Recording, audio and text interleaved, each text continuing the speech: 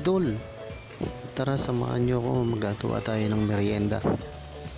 So ayan ang ating mga gagamitin. So ito, lalagyan natin ng magic sarap yung ating corn beef. Gagawa tayo ngayon ng pan de carne. So ito yung ating itlog. Batihin na rin natin yung ating itlog. Ayan. Batiin lang natin mabuti yan mga idol. So itong ating tinapay, hahatiin natin yan sa gitna. Kasi doon natin i-apply yung ating corn beef. So ayan lang yung ating pampalasa. So ayan, biyakin na rin natin yung ating tinapay na gagamitin.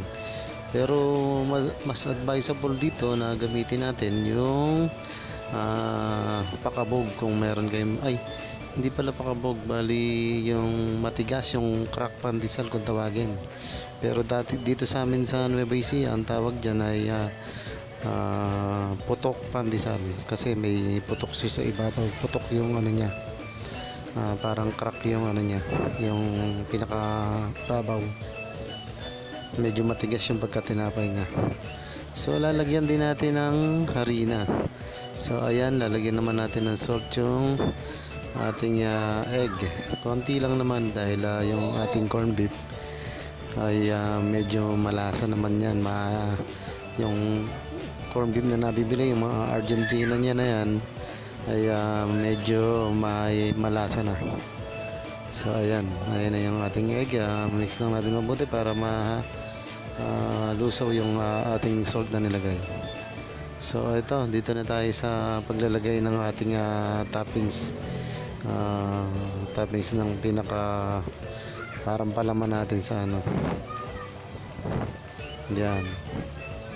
Ganyan lang ang paggawa ng pan de carne mga idol. So i-apply muna natin lahat yan. Lagyan muna natin lahat ng corn beef sa ibabaw yung ating mga tinapay. Ayan. Ayan na tayo sa huling bahagi mga idol. Ayan. Okay, sakto-sakto yung ating corn beef sa ating tinapay. So magpa-fried na tayo mga idol. So ayan na yung aking nagawa. Ayan. Ayan, ganito lang gagawin natin mga idol. Ayan. Sasaw-saw lang natin yan mga idol. Doon sa ating egg na binate.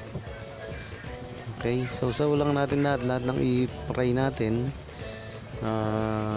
Sasaw-saw natin sa egg. Ayan. Hanggang sa malagyan na natin lahat yan ng corn beef. Okay, ayan, maglagay tayo ng konting mantika lang sa ating kawali.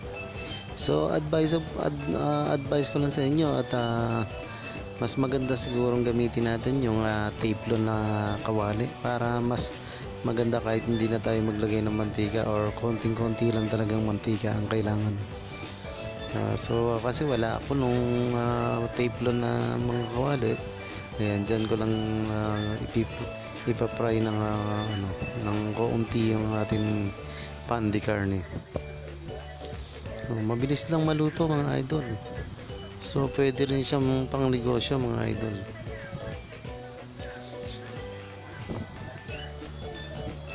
Napakadali lang gawin at napakasarap. So pwede din siyang partneran ng kape sa umaga. Pwede rin naman sa tanghali, merienda. Yan na ang ating pan de carne mga idol. So binudburan ko lang ng konting sesame seeds sa ibabaw. At ayan na yung ating finished product ng ating pan de carne. Mas advisable yung mga idol, yung crack pandesal. Okay, titignan natin yung ating pan de carne.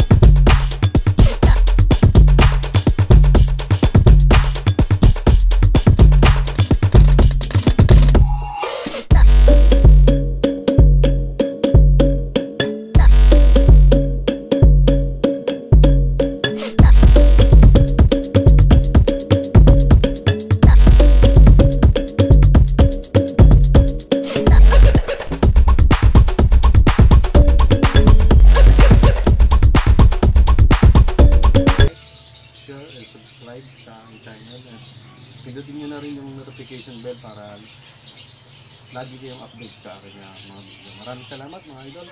Bye bye.